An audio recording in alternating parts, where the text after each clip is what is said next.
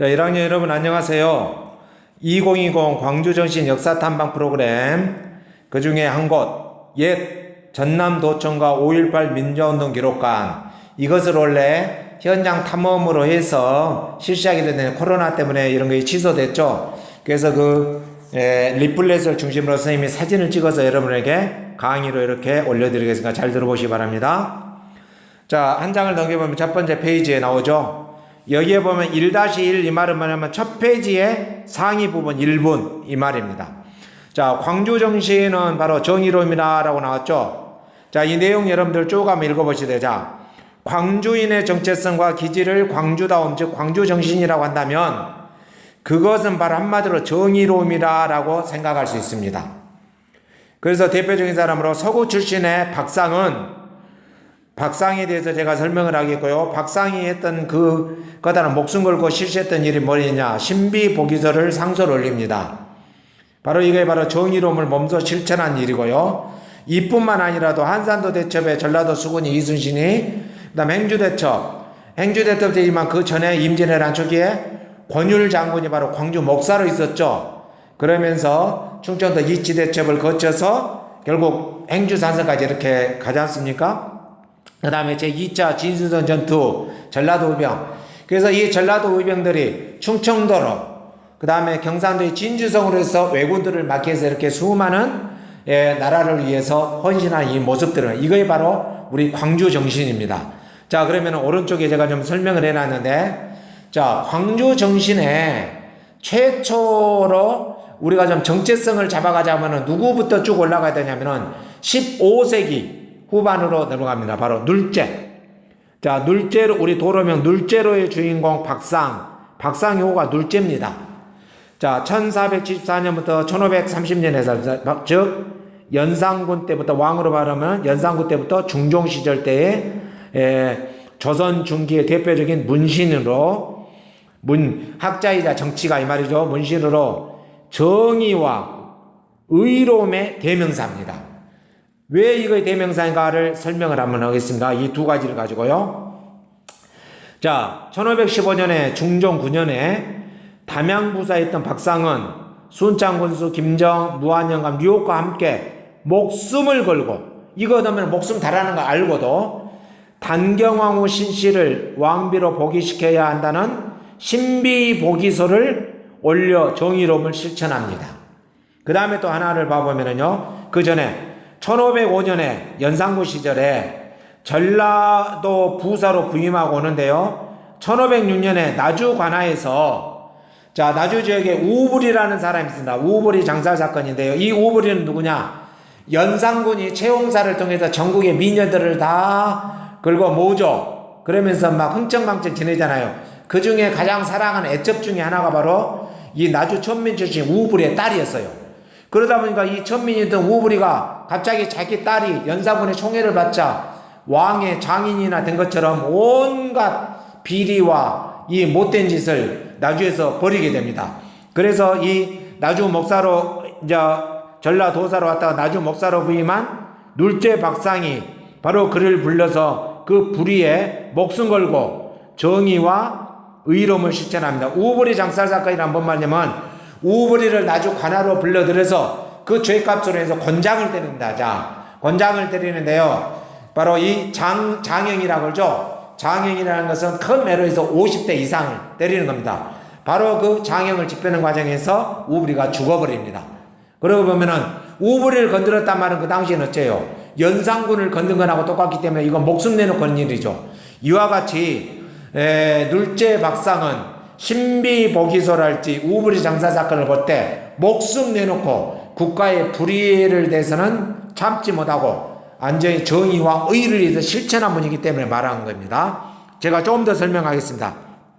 박상은 중종의 둘째 부인 윤씨가 죽자 새 중전을 뽑지 말고 부당하게 쫓겨난 신씨를 보기 싫다. 신씨복위를 올려 정의로움을 몸소 실천합니다. 이랬죠. 자,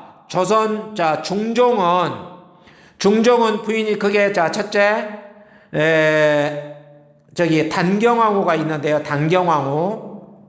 단경왕후 신씨. 이건 신씨 집안에 있고, 그 다음에 단경왕후 신씨가 자, 중종이 자기가 왕 되기 전에, 즉 연산군의 이복 동생이잖아요. 연산군이 폭정을 가자 1506년에 반란으로 인해서 진성대군으로 있던 진성대군이 바로 중종이 되거든요. 근데 자기가 진성대군 시절 때 결혼했던 부인이 바로 뭐냐? 당경왕후예요. 즉 이 사람은 신수군의 딸입니다. 신수군은 바로 누구냐? 연산군의 왕비가 바로 신수군의 누나였어요. 근데 이 신수군은 반정 공신들에게 협조를 하지 않았기 때문에 중종 반정이 성공되자 신수군과 신수군 부인이랑 가족은 죽임을 당하게 됩니다. 자, 그러고 나서 중종이 왕이 됐는데, 자, 반정 공신들은 찍었어요. 자, 중종의 부인이 당경왕후 신씨가 되면은 왕비로서 이 사람들이 자기 아버지와 어머니랑을 죽인 신하들을 어째 보복할까 두려워서 바로 이 당경왕후를 자, 중종이 된 지 7일 만에 폐위시켜버립니다. 폐위, 왕비에서. 이거 쫓아내봅니다. 네.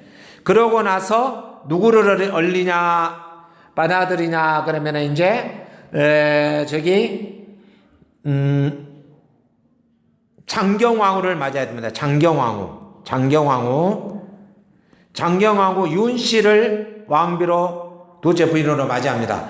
근데 장경왕후 윤씨는 9년 동안 후사가 없다가 9년 만에 아이를 배우는데 그 아이가 훗날에 나는 인종이에요. 인종을 낳고 6일 만에 산후통으로 죽어버립니다. 이때 이야기죠. 이때가 바로 1515년입니다. 그러자 또 중종이 자, 셋째 부인으로서 그 악랄한 문종의 어머니가 되는 문정왕후 윤씨를 맞이하려고 합니다. 그래서 이때 하려고 하니까 바로 이때 눌제, 박상, 순창고수, 김정, 무한영감, 유혹이 함께 이 신비복이서를 왕에게 상소를 올리는 겁니다. 새로운 왕비를 맞이할 것이 아니라 폐위되었던 당경왕후를 다시 중종의 왕비로 모셔야 된다라고 이 상소를 한 것입니다. 목숨 걸고 하는 일들이죠. 이겁니다. 그래서 눌제 박상이랑은 바로 귀양을 가게 되고 나중에 죽임을 당할 처지까지를 당하는데 나중에 가까스로도 조광조를 비롯한 여러 사림들에 의해서 목숨을 부지하고 나중에 또 복원을 하게 됩니다. 네. 그 다음에 한 사건은 더 보면은요. 자, 1505년, 이 두 가지 우브리 장살 사건하고 이야기를 했죠. 이와 같이 눌제 박상은 완전히 의로움의 대명사다. 이게 바로 우리 광주 정신의 DNA가 이때부터 쏟아지고요. 특히 또 눌제 박상은 유명한 거예요. 눌제 박상은 시조에도 능하고 이런 한시에도 능했습니다. 그래서 눌제 박상의 영향을 받은 사람이 면왕정, 송순, 그 다음에 송순의 문화생들이라는 것이 고봉 기대성, 하서 김인우, 그 다음에 천재시 임재 백호, 뭐 많은 이런 사람들이 기라성 같은 사람들이 전부가 다 여기 또 송순의 제자가 됩니다. 송강 정책까지. 그러면서 호남 가단, 즉 가사 문화까지 이어지는. 그래서 눌제 박상을 빼놓고 광주 이야기를 할 수 없다라는 것에서 제가 다뤄봤습니다. 그 다음 여기까지는 아까 전페이지에 했고요. 그 다음 1909년에는 전국 의병 횟수 47.2%, 전국에 차지한 것이 참여 의병수가 60%가 다 전라도에서 일어납니다. 그 다음에 1929년에 광주에서 일어난 전국적으로 할 때는 뭐예요? 광주 학생 독립운동, 3.1운동 이후에 최대 항일 독립운동이었죠. 해방 이후 금남로에서 일어난 것, 4.19 혁명, 그 다음 5.18 민주화운동, 6월 항쟁이까지 쭉 이뤄내는. 자, 이런 것들을 총 봤을 때 광주의 정체성 DNA가 형성되어 있음을 알 수가 있습니다. 시간상 여러분들 다 읽어보시고 오른쪽 가서 좀 설명하겠습니다. 자, 광주 학생 독립운동 1929년 10월 30일 나주역에서 발생한 한일 학생들의 충돌, 그는 광주 학생들의 분노케 하였으며 11월 3일 광주 시위를 비롯해서 대규모 시위로 이어졌으며 결국 전국 및 해외까지 전파되는 3.1운동 이후 최대 항일 독립운동으로 번지게 됩니다. 자, 그래서 이 사건 내용은 여러분들, 자, 기차 광주에서 나주까지 통화가는 가운데 일본 학생들이 우리 한국 여학생의 머리카락을 잡고 뭐되면서 막 희롱을 합니다.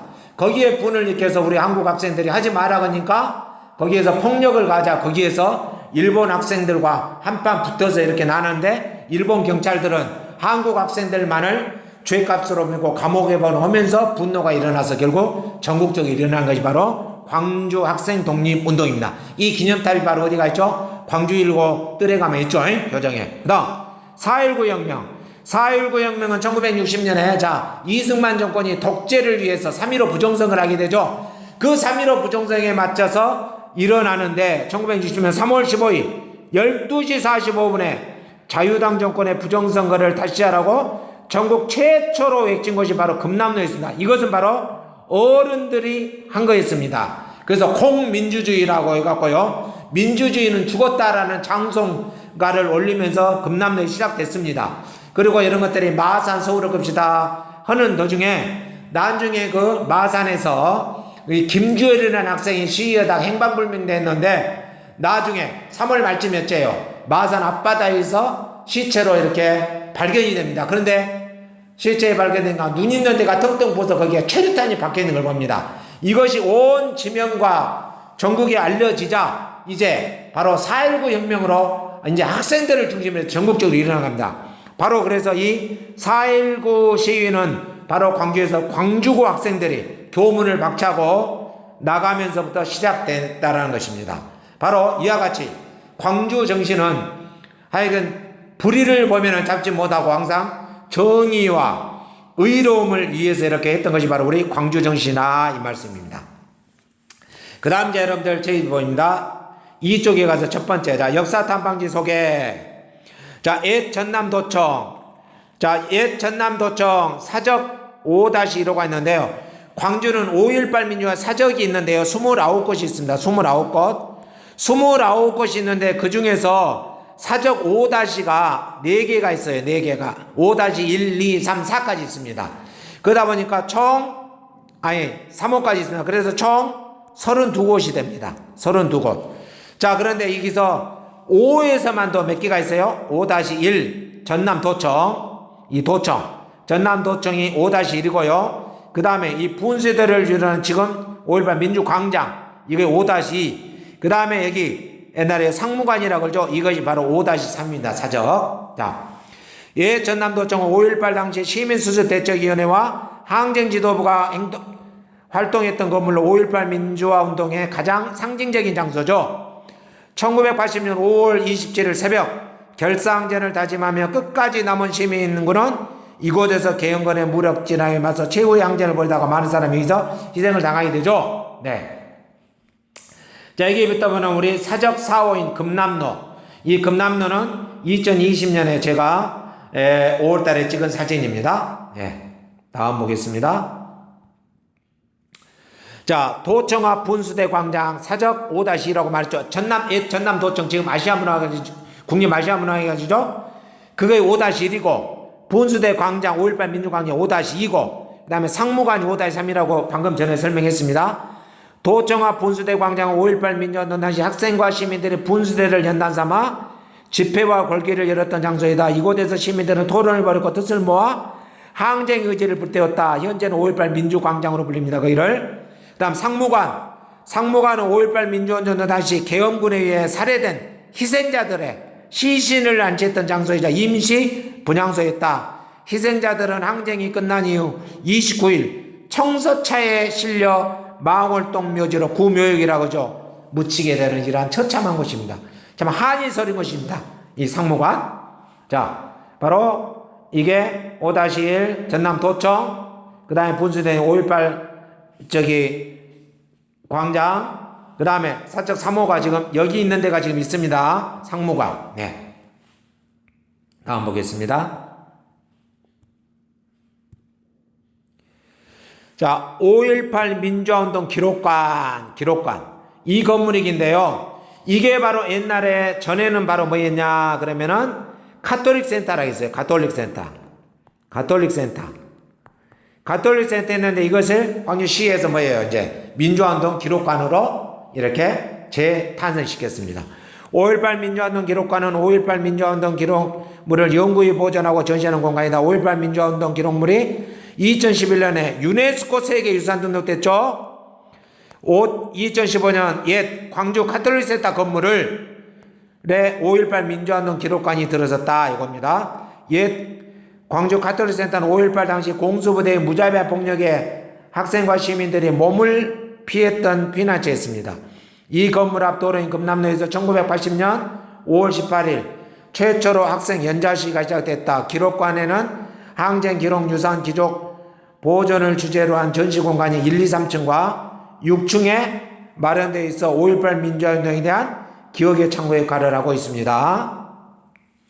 그 다음 사적 사호인 금남로. 자, 금남로는 1980년 5월 수많은 학생과 시민들이 개헌군에 맞서 민주주의를 지켜내고자 피 흘리며 저항했던 현장으로 5.18 민주화운동을 상징하는 도로이다. 이곳에는 정의롭지 못한 국가 권력에 맞서 민주주의를 지키던 사람들의 역사가 살아 숨쉬고 있다. 금남로는 4.19 혁명에서부터 5.18 민주화운동, 6월 민주항쟁을 거쳐 촛불혁명에 이르기까지 온 우리 역사의 뜨거운 현장이 됐다. 자, 이게 바로 1980년도의 금남로의 모습입니다. 자, 막 체류가스가 막 뿜어져 나오고 그러죠? 5.18 민주화운동이 또 있고. 이것은 2000년, 40년이란 지금의 금남로의 모습입니다. 이건 제가 5월달에 찍은 사진입니다. 이것은 바로 뭐예요? 2017년 촛불. 그래서 박근혜 정부, 부당한 박근혜 정부를 물리치고 문재인 정부가 들어서게 되는 역할이 됐죠. 네. 다음. 자, 여러분들 역사 탐방 활동지를 한번 봐보도록 하겠습니다. 이제 활동지. 자, 잠깐요.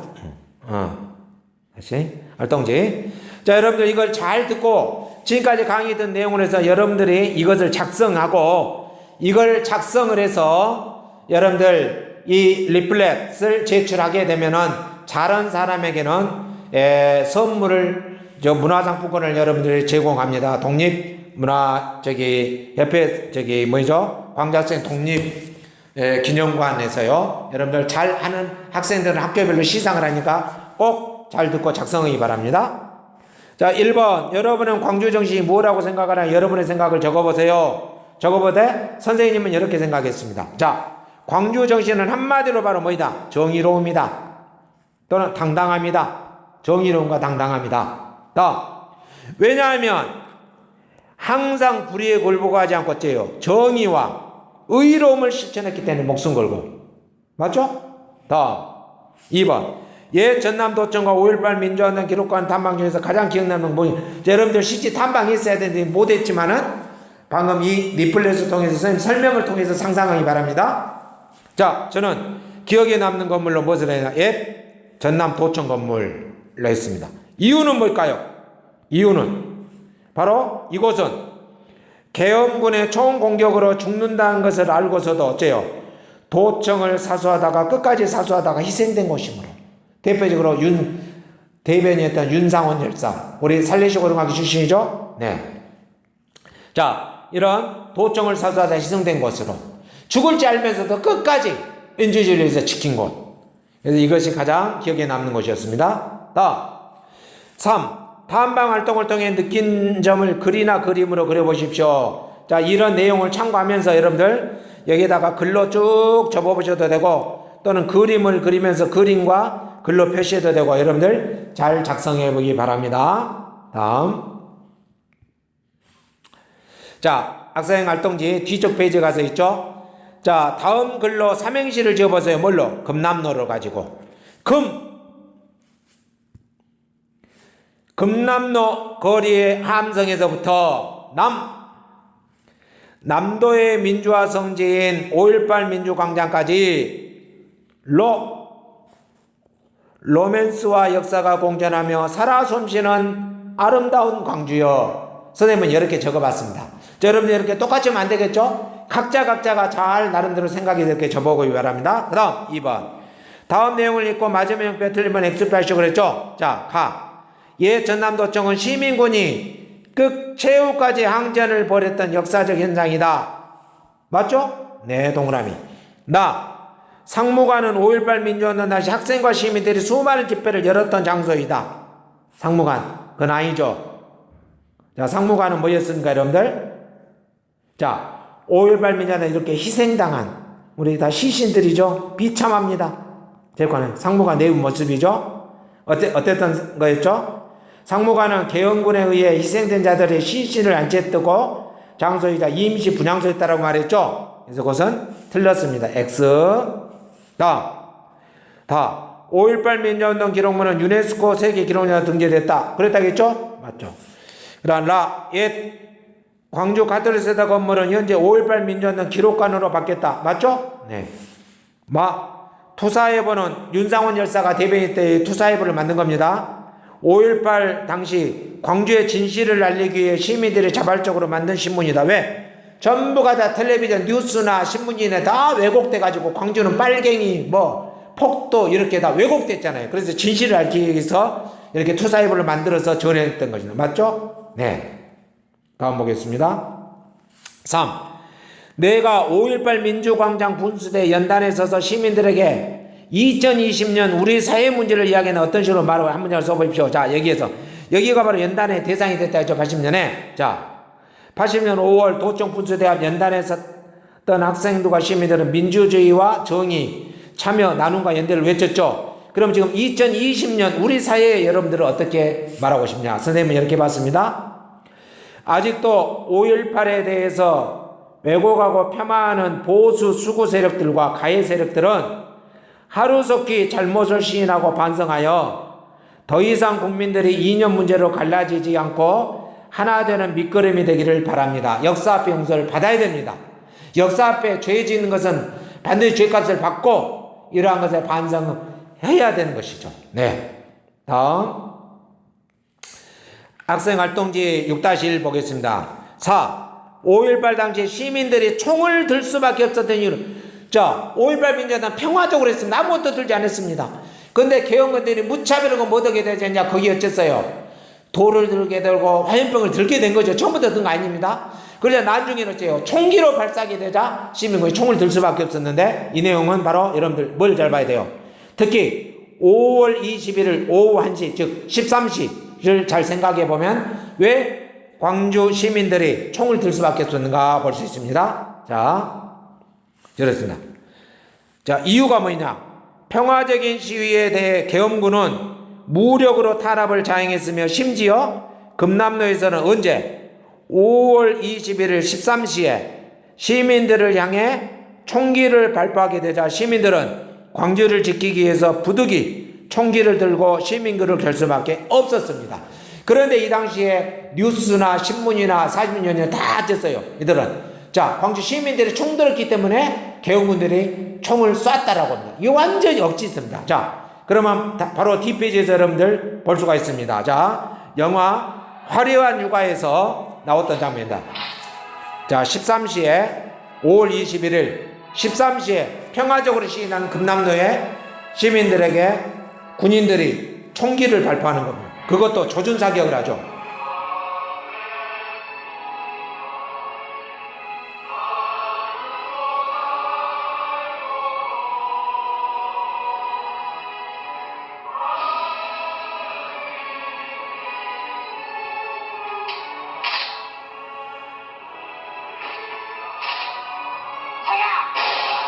자, 이렇게 평화로운 시기에 군인들이 조준 사격을 하게 됩니다.